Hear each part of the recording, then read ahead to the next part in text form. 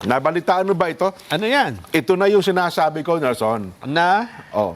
Kapag kayo po ay magpaparatang, lalagyan nyo ng matibay at maraming ebidensya. Naman, kasi Jen, Oo. dito sa Pilipinas, pag nauna ka nagparatang, ang Oo. tunog, totoo kagad eh. Di ba? Napakadaling magparatang, Nelson. Oo. Di ba? Kaya, bago pa man dumating sa korte ang isang akusasyon, Oo. sa mata ng taong bayan, guilty na kaagad yung Ay, pinaparatangan naku, eh. public opinion yan kasi.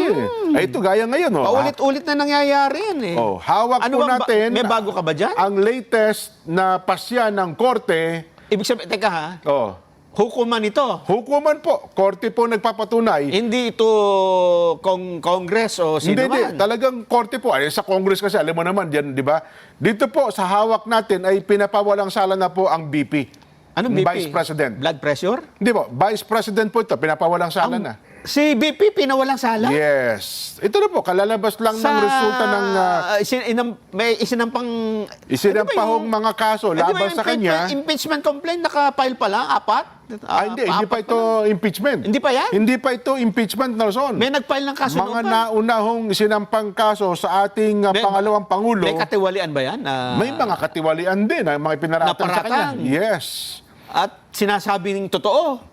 Ay yun ang nung nagkaroon nun sa mga pagdinig niya sa Senado at saka sa Kamara, talaga namang kung pagbabatayan mo, guilty na yung mga tao sa kanya. Yung BP. Yes. Si BP. Guilty na kung ang pag-uusapan ay naging pagdinig sa Senado. Ano nangyari? Ay Diyan. ngayon po, nung ito isinampa na sa korte, Oo. napatunayan ng korte at ang sabi ng hukuman, pinapawalang sala ang pangalawang Pangulo. Ibig sabihin walang ebidensya pala, ha? Walang nakitang matibay na ebidensya. Samantalang nung nanonood tayo ng mga, No.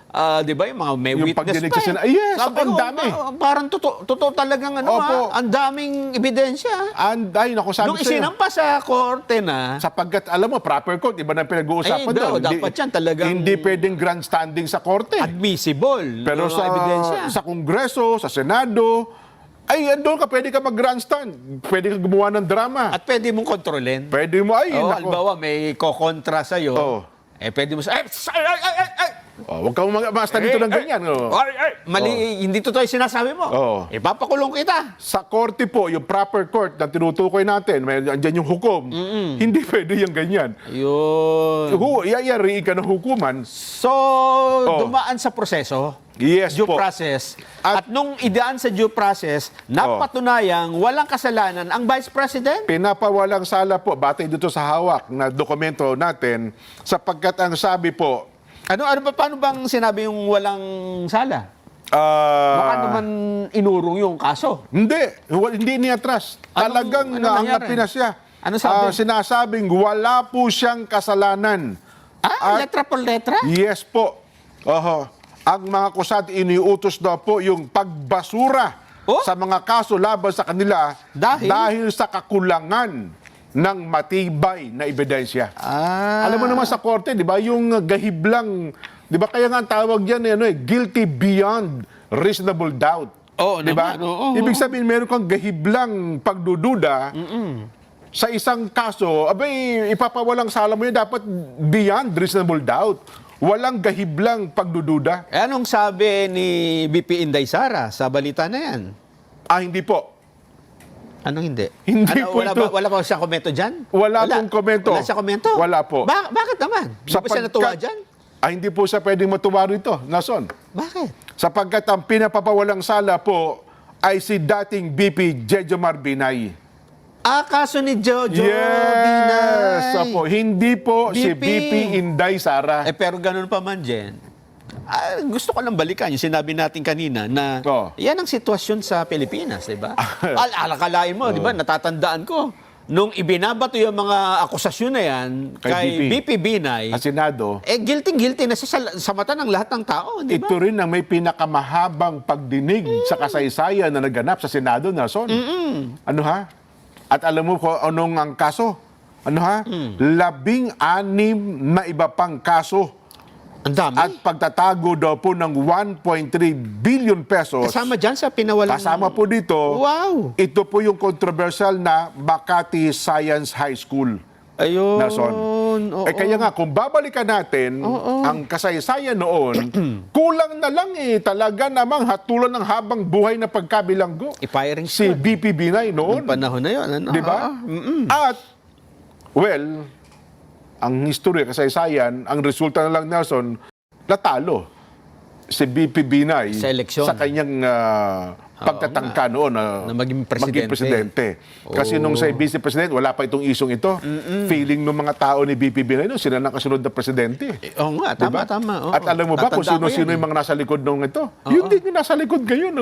Sila rin ba? Yung nasa likod. Yung mga ng- bumubuo ng kwentong-kwento, ibig sabihin, sanay na silang gumawa ng mga ganyan. Ayun din, yung mga nasa likod ng mga pagdinig sa kasalukuyan. Talaga naman, oo. Sa isa pong 86 na pahinang resolusyon, Ang haba. 86 pages, Oo. isinulat po ni Associate Justice Rafael Lagos na pinatanggap nito ang demurrer to evidence na hiling ng mga akusado at iniutos niya ang pagbasura sa mga kaso laban sa kanila dahil sa kakulangan po ng ebidensya. Ano ba yung demurrer to evidence na yan? Baka hindi maintindihan ng ating mga kababayan. Ito po'y pleading na inihahain ng inaakusahan sa isang kasong kriminal para hilingin po ang pagbasura sa mga reklamo dahil sa kahinaan ng mga ebidensya ng prosecution. Nason. So, kine-question mo yung mga inihahaing ebidensya. Yes. Tapos titingnan ng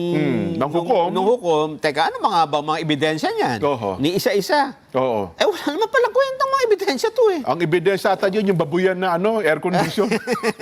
Babuyan at saka manukan air condition sa Batangas. hindi tatayo ang kaso, parang Mukhang ganun. wala. Ayun. Kaya ang desisyong ito ay may tutuloy na rin daw po na tila acquittal na rin sa kaso. Ay, nakwit na sila. Opo. Ayun. Maalaala po ninyo, si Binay, inireklamo ng multiple counts of falsification of public documents. Ano pa? Multiple counts of paglabag sa Section 3C, Republic Act 3019 o ang Anti-Graft and Corrupt Practices Act. At nakasentro po ang kaso sa sinasabing irregularidad sa mga serbisyong architectural at engineering para sa lahat sa 4 na palapag ng dormitoryo. May pinapatayo, construction. Yan yung yung Makati Science High School, pati Okay. yata yung building pa sa Makati, no? Iginawad po ang mahigit sa 17 million pesos na kontrata sa Infinity Architectural Works. May mga irregularidad din umano sa construction services para po sa 10 palapag ng MH Makati, Science High School. Na ginawa din po sa ito naman Hillmark. Itong Hillmark, ito din natin gagawa nung Yung sa City Hall ba yan? hindi, yung sa Senate building. Sila Oo, rin. Yes, para daw po sa halagang mahigit sa 1.3 billion pesos. Yan po ang ating at itong, ako kaya nga nasa alam mo kumisan, naihalimbawa ko ito, no? Mayroon pang na-misinterpret tayo na parang akala nila na, bakit nyo inihahalimbawa si BP Binay kay BP Inday Sara? Di ba? Yan si BP Inday, may mga paratang na ganito. Yun po ang nangyari. Ang atin na sinasabi noon, kapag pagbabatayan mo, yung pagdinig sa Yung proseso kasi ang sinasabi natin. Hindi sa tao, Yes, hindi sa po sa personalidad, tao. di ba? Oho. At ang sabi natin dito, kahit sino yan, di ba? Yes. Regardless kung sino yung inaakusahan, ang sinasabi natin dito, sa Pilipinas, ganyan ang kalakaran, Yan. di ba? Regardless kung sino. Kapag ka dininig mo yung usapin dyan sa mga klaro po sa Kongreso, nako, dyan kasi mayroong grandstanding. Meron kasing pwedeng gamitin pampolitika. Yan. At lalo ko naka-televise. Sa korte, hindi ka pwede mag-grandstanding. Ay, hindi Kaya pa. rin ka ng hukom. Pagbabawalan ka. Lalo kung dati, ang hukom mo, judge mo yung Harrieta Demetrio, napakahigpit Si nun. Harrieta. Ako yung pati reporter, pinagagalitan nun eh. Yun nga. Yun bang uupo ka sa upuan ng korte, yung nakaganyan ka? Ay, hoy. Hindi pala pwede yun. Bawal pala yung ganun. Bawal Akala mo, pati paraan ng pag-upo.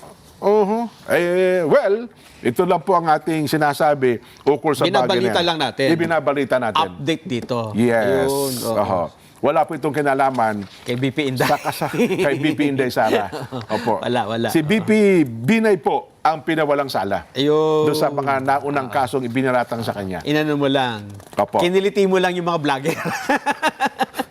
Ayun, may magagalit na naman sa atin May ito. magagalit na naman, Ganun talaga. Alam mo naman ang buhay-buhay.